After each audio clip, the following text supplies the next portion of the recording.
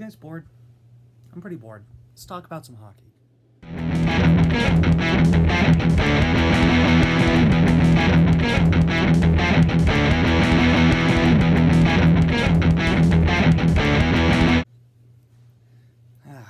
Does that feel better?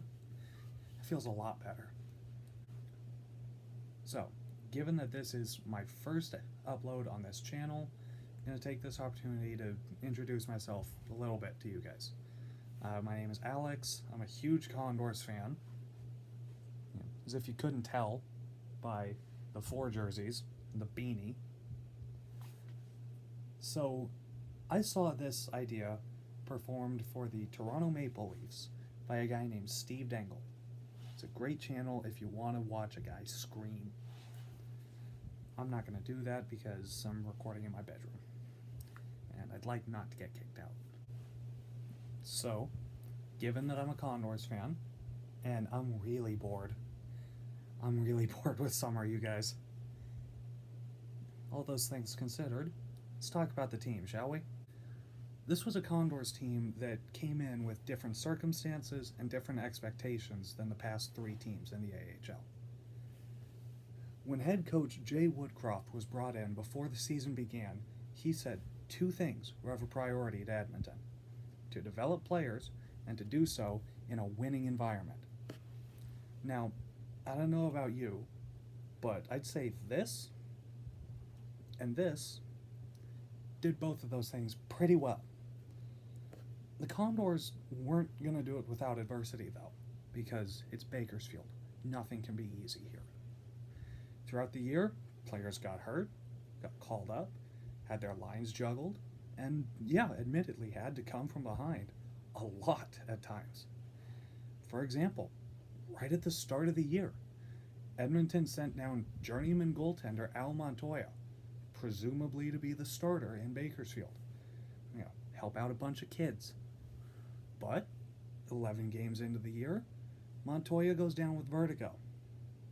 Never plays another game in Bakersfield. Cooper Marody was called up on October 21st, a week before my birthday. A couple of weeks into the young season. But they persevered. And good things were eventually going to come around the corner. Heading into a weekend set on January 11th and 12th with the Colorado Eagles, the Condors were in the midst of a 5-game losing streak, in which only 1 game went past regulation. But then, after the Friday night 6-3 thumping that the Eagles put on Bakersfield, something changed with this team. The Condors won the next game 2-0 in Colorado, and then 4-2 over Stockton at home. And then the wins just kept coming and coming and coming. For 17 straight games, they were winning, and that catapulted them to a 32-10-2-1 record. That streak, which almost made history, was snapped by Iowa on March 1st at home in a 1-0 game that the entire arena was filled and just waiting for someone, anyone, on the Condors to score and keep that streak alive. They didn't, but the ball had started to roll. The team got the attention of the general public of Bakersfield as they grew closer and closer to breaking an AHL record for longest winning streak in one season. Over the year, 5 Condors made their NHL debuts. Cooper Marody, Caleb Jones, Josh Curry, Joe Gambardella, and Patrick Russell were the ones to join the growing list of Condors to be recalled by Edmonton to live out their dreams of playing in the NHL.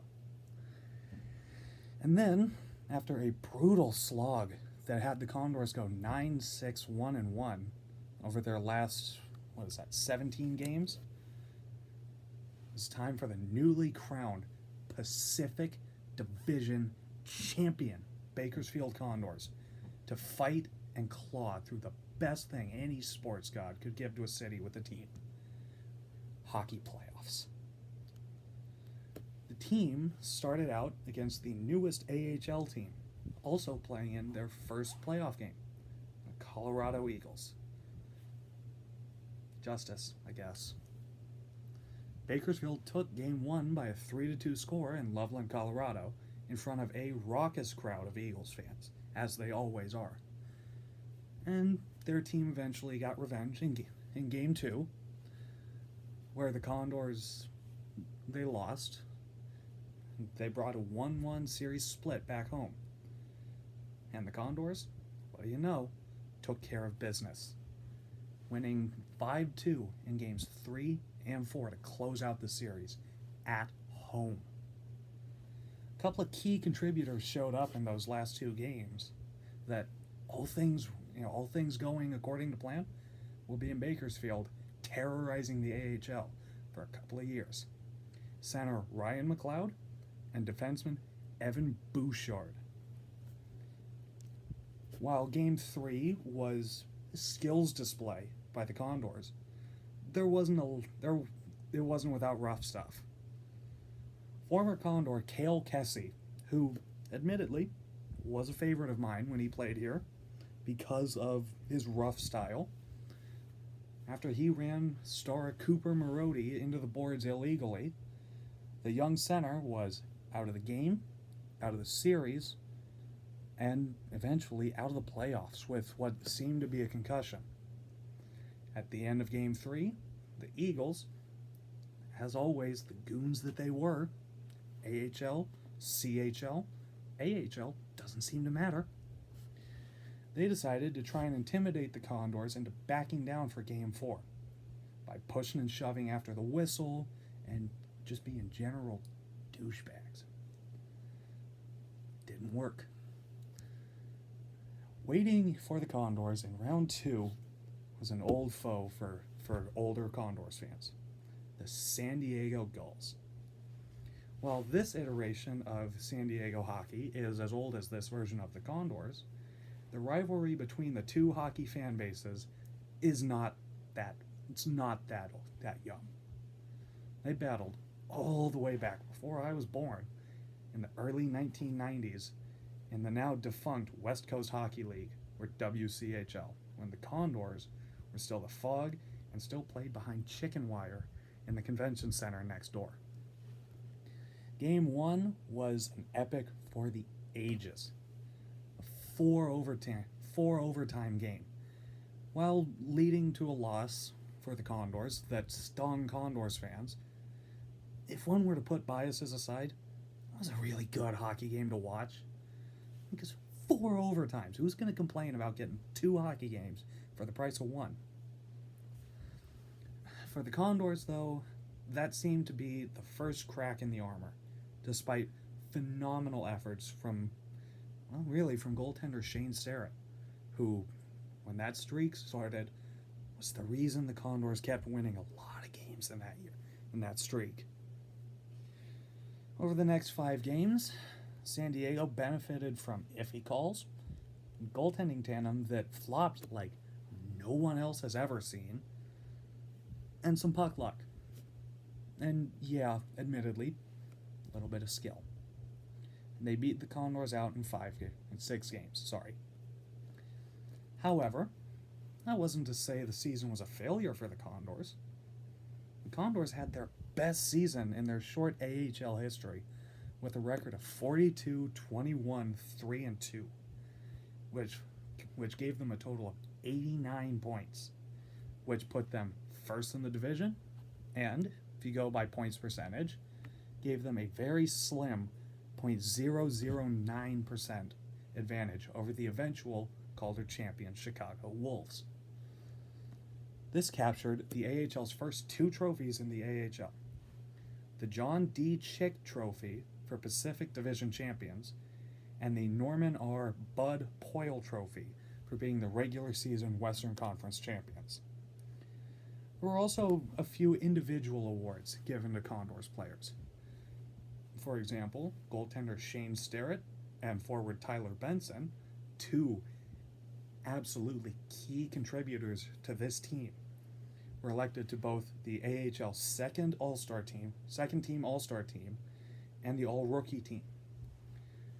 And then, as if that weren't enough All-Stars for you, forwards Joe Gambardella and Cooper Marody were the 5th and 6th Condors to be elected to an All-Star game, following in the steps of Brad Hunt, fan favorite Laurent Brossoit, Jordan Osterley, and Ty Ratty, all of which actually played in the NHL.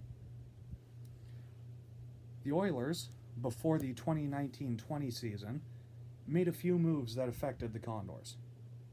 First was letting some contracts lapse that made some fans, aka me, kind of sad, including letting go of fan favorite Evan Polai, who had a great Game 3 against Colorado and really made crowds want to come back for Game 4.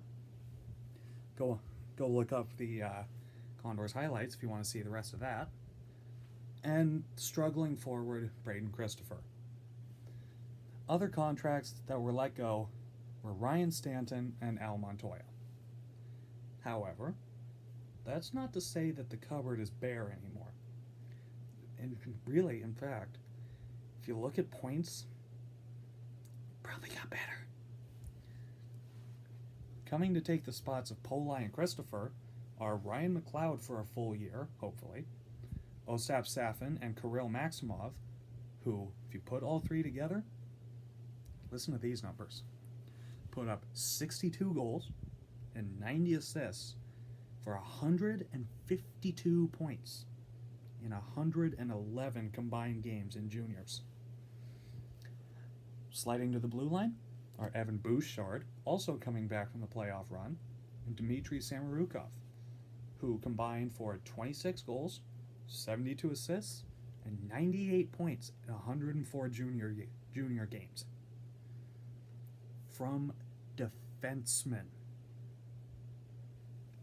I don't think scoring is going to be an issue next year. Returning from the 2018-19 Condors in net is the goalie carousel of Shane Starrett, Stuart Skinner, and Dylan Wells, all three of which are looking to be the guy in net and want to compete for the starting job. Now, I have a message to the rest of the AHL. Are you ready? Listen closely. This team is probably younger than you, hungrier than you, and faster than you. And we're coming for you. Those 10 games that we played in the playoffs last year, that didn't scare us. Didn't scare the fans, didn't scare the players, didn't scare the coach. All that did was made us want more. And we're ready to go for it again. To the players and the coach and management,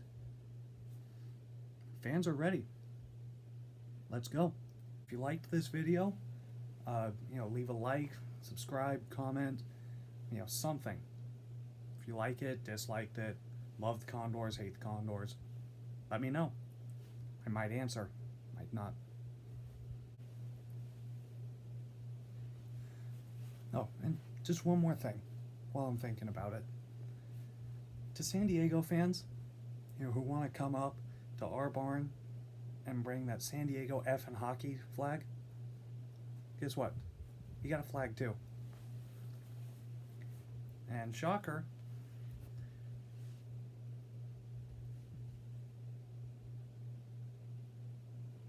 we're actually classy about ours.